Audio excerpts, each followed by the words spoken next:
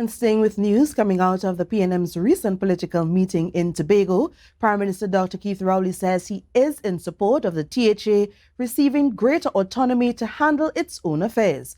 However, he is concerned about what that means for Chief Secretary Farley Augustine.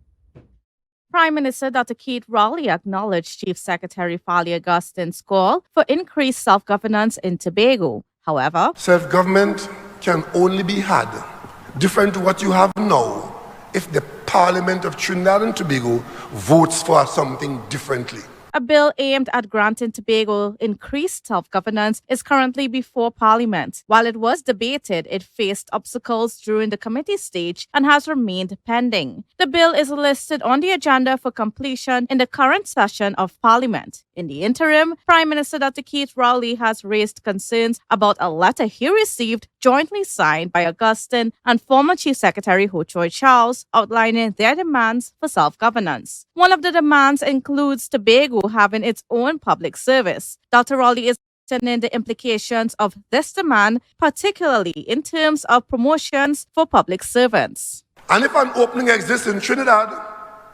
for a better job in the system that you are in, well, you have locked yourself off in Tobago. Is that what Tobago wants?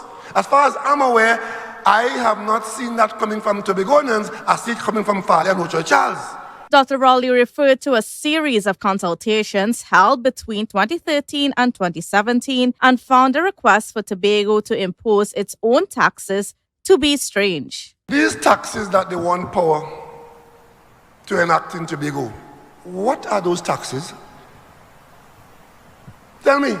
Another request involves THA receiving 8% of the national budget in contrast to the 6.8% allocation proposed in the bills currently under consideration in Parliament. And I'm asking the UNC from here in Mason Hall in Tobago, will you agree to Tobago getting 8% of the national budget?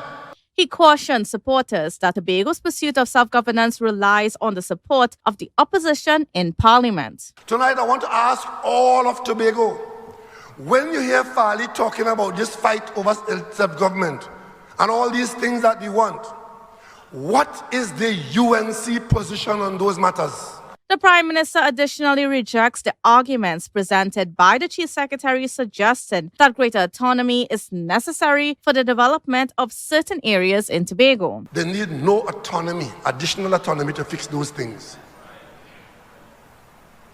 They have enough autonomy to do what the Chief Secretary says there, which is to victimize people and to spend money willy-nilly on priorities that suit them. But they don't have autonomy to do more with less. Dr. Rowley stated that as Prime Minister, he will continue ensuring that Tobago receives its entitled resources within the existing legal framework. However, he highlighted that if the present administration fails to use the funding prudently, it becomes the responsibility of the people of Tobago to hold them accountable. Kandace Jackson, Tobago Updates Television News.